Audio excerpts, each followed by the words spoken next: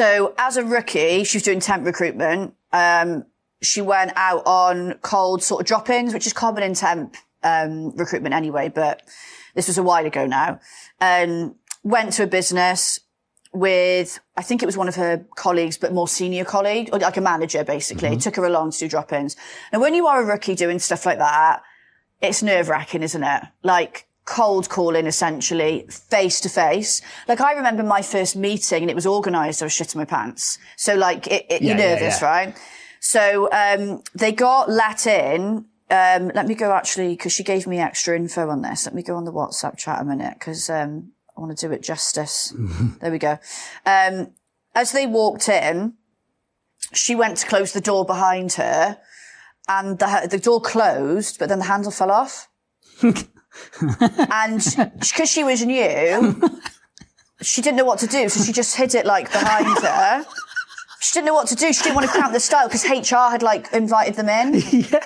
So, she didn't know what to do. So she sort of like stayed like that and was like, because her manager was speaking to the HR. So they were sort of distracted.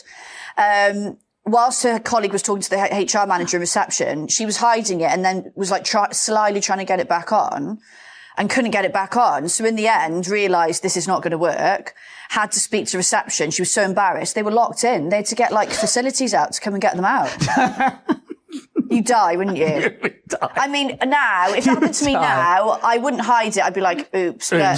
I'd be dying. But like, she tried the whole hiding it and being like, oh my God, what am I going to do? I could just hear it clanging around. Yeah, and then trying to get it back on, like get your little mini screwdriver out. Couldn't get it. Can you imagine like knowing like, and then the embarrassment of them probably knowing you did that like 20 minutes ago. Why didn't you tell us? Why didn't you tell us 20 minutes ago? Yeah. Yeah, but she is such a character. Yeah. I can just imagine it happen to her. Yeah. And it being so funny. That's so good. But as a rookie, that is something you do not need in your life. Nah, 100%. I had a client meeting as well. A drop-in. It's not even a pre-booked meeting. They don't know you. And HR. It's not like it's a transport manager or a logistics manager. They're a bit more, potentially down to earth. About it, yeah. Yeah. And you lock them in. Taking a mic. You are locked. Everybody in that building is locked in. Imagine all the people coming down trying to like pop out for lunch or something. Like, no, sorry. Door's broke. Sorry, guys. Yeah, her fault. Yeah. Oh God, I would have died. I love that. I would have died. That's good. Yeah. I've got a story. Lockdown was a weird time, right? Mm-hmm. COVID was a weird time. We were all dealing with problems, troubles, adjusting to the new way of working. I had a story sent in by a Rec-to-Rec that I know and love, have worked with for a long time. These Rec-to-Rec story. Rec-to-Rec posts as well. I know. They're feeding our show. They are the conduit to it all. So COVID was a weird time. Everything's weird. We're all adjusting to new ways of working. First lockdown, everyone has to go home. This Rec-to-Rec's client called up and said, right, cancelled all the hires that they'd made, basically called up and just said, listen, we're cancelling the contract. We're not onboarding them. Like, it's locked down. We don't know what's going to happen. The arse is falling out of the marketplace. Anyway, they had previously placed someone into that business from like a few months ago who they kept on. This agency owner and the ops director who worked there, agency of 12, said, here's the new way of working. And so they got sat in a room and they were given instructions, including a pamphlet on COVID working from home etiquette. They had to join a Zoom call at 9 a.m. every single day that ran from 9 a.m. to 6 p.m. So everyone joined, turned your cameras on, turned your audio on, but you had to turn your speaker off so that you couldn't hear everything, but they could hear what everyone was doing on the various different calls. You had to put in the chat when you were going for a piss. What the hell? You had to put in the chat if you were stepping away to open the door or get a glass of water, get a coffee. You had to update it in the chat so that they could track it and log it. Awesome. And honest to God. That is insanity. And genuinely, one of them got called out for not wearing appropriate attire for working at home. Do you remember how hot it was? Do you remember how hot it was in that first lockdown? It was sweltering. So this fella's put on a vest because he thought, I'm in my house sharing Clapham, and it's hot. I'm in my bedroom. I'm working with a laptop on my desk, like on my bed, all that sort of stuff. And they called him out on it, and he got like a warning for it. Oh. Honestly, like the COVID... Were they bored or something? The COVID lockdown lunatic stories, I think people reacted ridiculous about it. But like, all I kept on thinking was, this ain't Gogglebox, bruv. What are we doing here? Like, surely... It's not Big Brother. Like watching, it's like a weird recruitment Gogglebox also, Big Brother. It's weird. I just didn't like it. They would have had to upgrade their Zoom package to be allowed to be on everyone on Zoom for that long. So it's costing them more money. Yeah. How would they have the time to monitor that chat, what everyone's doing? Yeah. How annoying all the noise that you'd be hearing. I know they do. Yeah. But just think what, like, were you bored? It says, I think people are very nervous when they own businesses, and I can imagine that you did some mad things at that time, but that was fucking ridiculous. 4, 5, 6 months later, everyone comes out of lockdown and people start hiring again and onboarding remotely. 8 people resigned as soon as it came out. And so they fucked it for themselves, didn't they? Absolutely fucked it for themselves. And they lost some big billers as well. And the R2R said to me, he was like, as soon as he heard the story... Well, he cashed in. As soon as he heard the story, he was like, here we go. I like that. I would have been like... Oh, is it still... They still do now, are they? Still do now, are they? And then they tried to force them to stay on one till late to do quizzes or something like that. Oh, my God, the quizzes used to fry me. I know, but yeah, LinkedIn, lockdown lunatics, like... I can only imagine there are loads of people out there that experience shit like that. But that story shocked me. I was like, 9 hours just having a video on. I haven't heard any, like, I think that's the maddest, like, telling people when you're going for a piss. Do you know what this is just typical me. Do you know what I would have done if I was working that company? Because I would have known after this I'm going. Yeah. I would have really annoyed them on the chat. I would have been like, just going for a shit.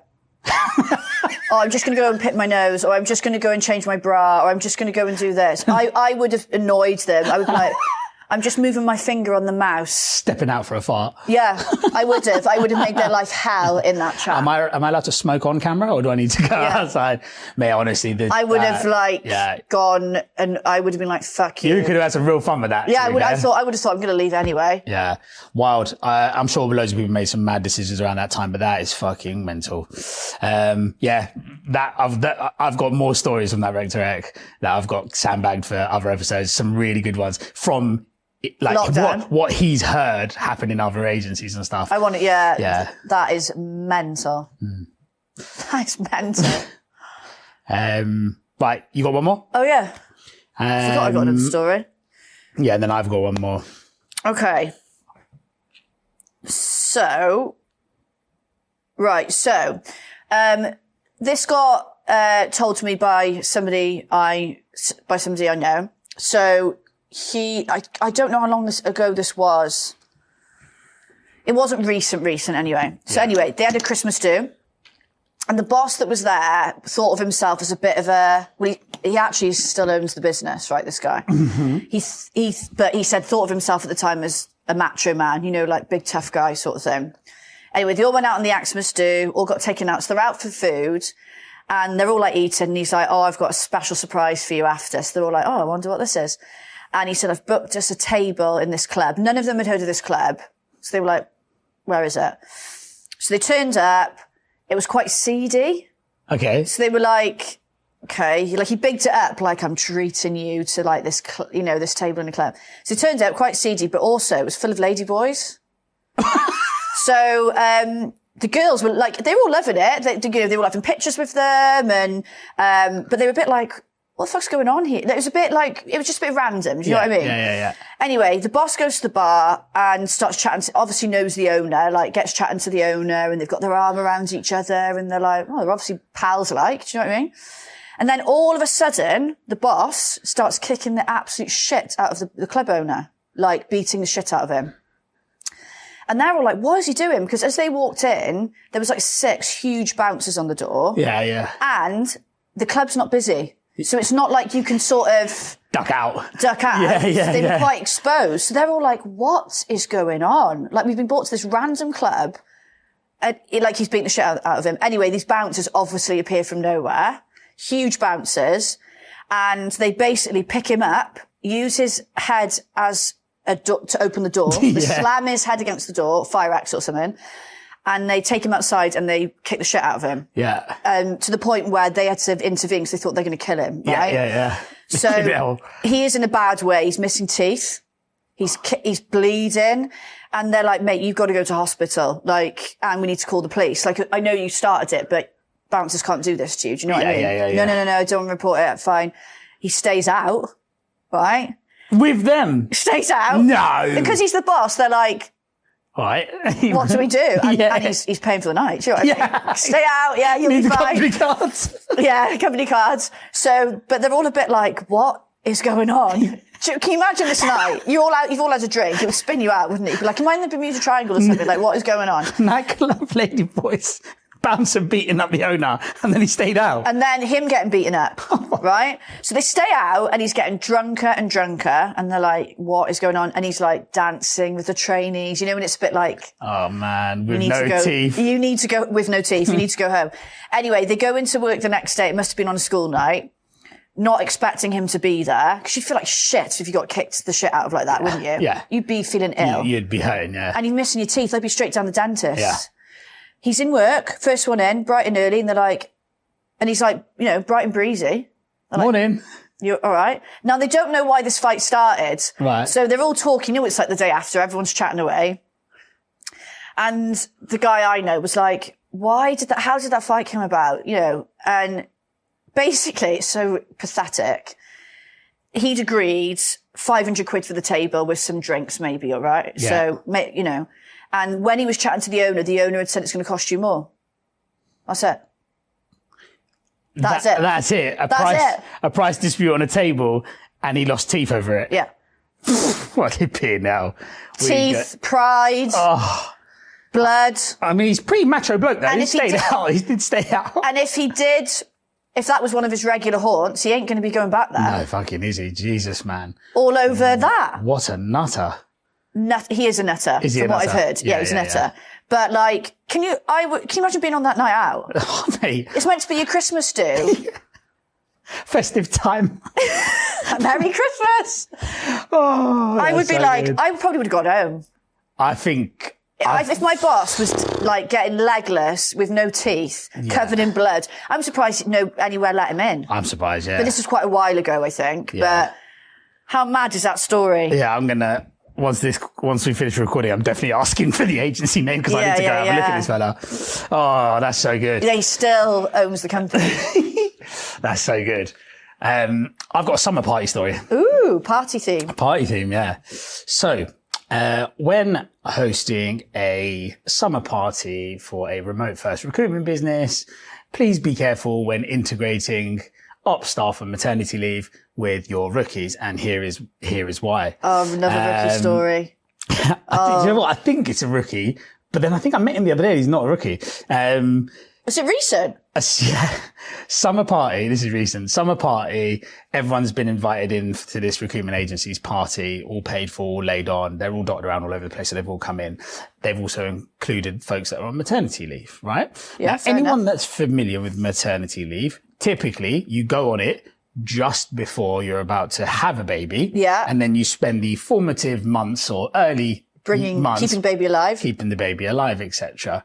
Oh no, I think this rookie/recruiter has run up straight to the Kelly, the ops lady, let's call her Kelly, Bob and Kelly. Yeah. And gone, oh, Kelly, when are you due? Oh no, it's the worst thing you can say.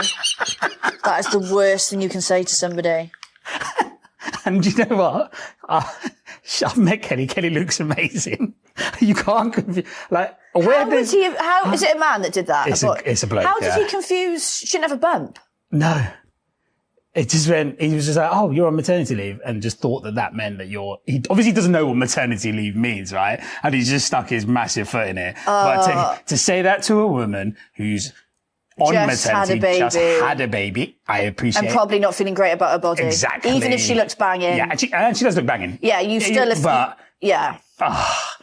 But for me, I was just like, how do you go through, I mean, even if he's rookie, how do you get to the age of 22, 23 and not understand how fucking maternity works. Like, surely you know maternity is when you go on just before you have the baby, and therefore if you're off on maternity and you haven't met the person, they're probably raising a child. Do you know what? Based on the world today and his age, maybe not. Do you know what I think? I know. No, that's seriously, wild, isn't it? That is wild, isn't it? Because, well, yeah, I think if you're not exposed, say you've got no babies in your family, no children, you know. Yeah, true. You might not, but still.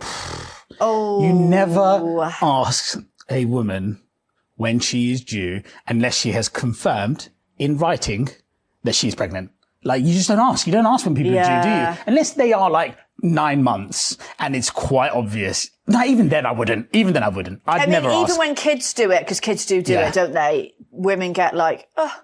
Yeah, I know. And that's a kid. Do you know what I mean? Yeah. So for a grown man to do it at your summer party, that's so good. So any rookies that are listening out there, just don't ask people. Research female health. Yeah, please. How does she react? Do you know? Who told you that story? Was it her? Yes. How did she react? I can't remember how she told me. We were drunk when she was telling me. I think she said she stormed off. No, I think she was raging. I think someone else told me that she was raging. But you would be. Like, you would be. Completely granted. I think I would be... I don't know, because I've never had a baby, right? Yeah. But if I could, it would probably hurt me in the moment, because it is that, you know, appearance stuff. As much as anyone says, I don't give a shit. Yeah. Come on, like, it does bother you a little bit. You'd be a bit like, oh, great, do I still look pregnant? Yeah. But I don't know if I'd be angry with them, because I know, and maybe the anger would subside when you realise this, it wasn't said with a malicious intent. It was very innocent, sort of mistaken. Innocent, yeah. But yeah, it would hurt in the moment. You'd feel like shit. You get all nicely dressed up to the party. And you're like, yeah, I look good. I love and then somebody's asked if you're still pregnant. But you know, my favourite thing is the geezer probably thought, yeah, I'm gonna smash I'm gonna build a good relationship here. I'm gonna smash a bit of small talk today. Me and Kelly, we're gonna be besties after this, and Kelly fucking hates you now. That's so good. Dreading Kelly coming back to work. So good. Awkward It's gonna make your life hell, yeah. Oh God. So yeah, that was it. Yeah, I love that story. I had that last episode, but I thought I'd keep it for this one. Thank it. Got loads more to come, man. Loads more stories. This is the difficulty now, isn't it? It's like the stories. It's like, oh, when do I tell? Because that one I told, the rookie one, I nearly told it last time. Yeah. But then, I've got a whole OneNote now where I've just put in all the stories in. Stories. I've also got a separate section for the stories I can't tell on KOSI. Yeah, there's some we can't tell. But do keep them coming, even if we've got a backlog, because we'll just pick I know it sounds terrible, but we will. Oh, no, I'm not going to say it, actually. What? I was just going to make reference to Recruitment Expo. Get over it, Kate. Get over it. Get over it. We got to pick the priority ones, but that's why I'm saying, like, if you think, oh, I've got a good story, send it in. Send it in. Like, I would 100% recommend just sending it in, because we've got bang coming. Who knows? We may do this more often than once a month in the future. We may even look at other mediums of doing it. So we'll just keep sending them in. Personal story? And then we can wrap up, I believe. Mine's quite short and sweet, it's from your party. Yeah. This is one of the funniest moments of my life. I don't know how funny I find this. You were literally standing right behind me as well, but you were pretty pissed at this point. Yeah. So me and Joe Phillips were talking to some of the consultants at one of your clients. Can I name the client? Yeah. I think it was Timberseed, wasn't it? Timberseed, yeah. The consultant, they were wicked laugh. We had such a good chat with them. I can't remember all their names. Apologies in advance. Yeah. But we were talking, one of them was like, oh, you're the podcast girl. And I was like, yes, I am on a couple of podcasts. And we started talking and we were talking about KOSI, and they'd watched the shorts, they'd watched some of the clips of it. And, I said something about you, because obviously they know you, and they were like, pointed at you, like, what, Si, you co-host with Si? I was like, yes.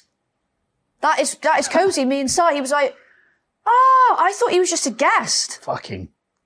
I'm so annoyed by that. In the moment, you can only imagine what I was like. I bet you was cracking up. I literally melted. Me and Joe, we were like, that is hysterical. It literally says co-host on my LinkedIn profile. Yeah. I'm going to find out which one of them it was. I know what he looks like, so I can tell you. But it was so funny. Yeah. He was like, you could see the light bulb go off. He was like, oh. I know.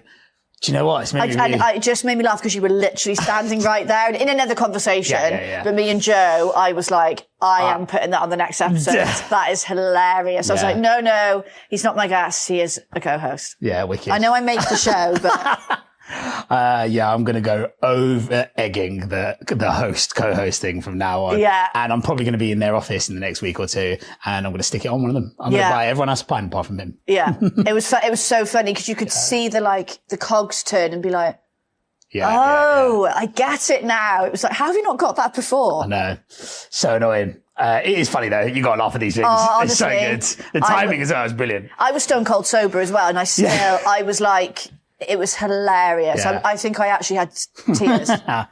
Oh, bastard. That one hurt me a bit. I think it has. I told you at the moment, but you probably don't remember. No, I don't remember it at all. Yeah. I only remember it today. Nothing went in my ears that day. Just in your mouth. Just in my mouth. Yeah. That's a bit dodgy. What's been happening with me recently? A lot. Yeah, I've been doing loads of stuff recently. Been really, really busy. Garden update. Got a few too many weeds. Some of the grass is dying. Need to spend a bit more time looking after that. Boring update for people. It did look good on your Instagram story when the kids were. Yeah, gave it a really good cut. Did some de-weeding, but I've got a bit more work to do there. Funny story from my drive to the retreat. I carpooled with Holly Langley. I think the video's gone out of this already today because we recorded our whole drive up, and she was in charge of snacks. I picked her up in Maidenhead. We drove to Stratford-upon-Avon. She was in charge of snacks. She recorded it. She pulled this ginormous bag out of snacks. Fair play.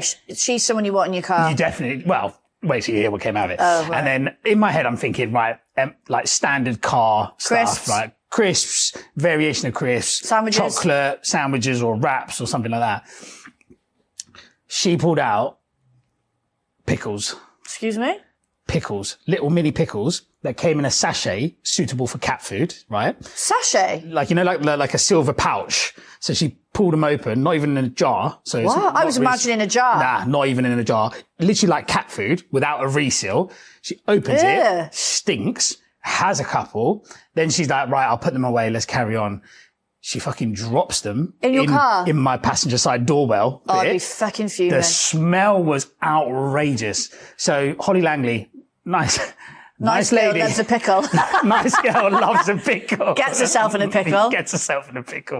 But yeah, it stunk. And then obviously it dawned on me that we were going to be parking the car up for 2 days. In the sun. And then having to get back in. Luckily it didn't smell so bad. But yeah, might put the link up to that post. It's pretty funny content. She's fun. She's one of the funniest women I've ever met in recruitment. And it was wonderful being able to spend 3 hours with her. 3 hours? Well, we did 1 hour and a half there, an hour and a half back.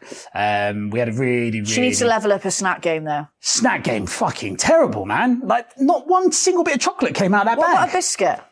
There was an Oreo. I think there was an Oreo. That is a high level snack. That's an elite snack. Yeah. But no crisps. Pringles. There were some Pringles. Yeah. I have serious beef with Pringles. Paprika ones, which were good. Unpopular opinion, Pringles are fucking hanging. Do you think? They're the worst crisp ever. How people pop and don't stop, that is a lie. Yeah. I don't pop at all. You don't pop at all? No, they're disgusting. It's a waste of a crisp, waste of a snack. Worst crisp going. If somebody pulled them out of my car, I'd be livid. In fact, I'd stop the car and say, get out. I don't pop at all is going to be a soundbite 100% from the best moments. No, sorry. The snacks. She ever comes in my car, she can leave those snacks behind. Yeah. So yeah, that's about it. So, she's been Nessa. Yeah. Ness mode was medium activated today. Medium. You've been Sai. I've been Sai. Twin Dad Sai. Twin Dad Sai. I actually call you that. Twin Dad Sai. Yeah. It's my Instagram handle. Yeah, I like it. Twin Dad Sai. Basically, I'm trying to get a free holiday. So I launched Twin Dad Sai. How's that going? Well, I had a free day out at Device so far. That's not a holiday. Yeah. I need to try and get a holiday. But no, thank you very much for listening. Remember, folks, LinkedIn is not real life. Cool.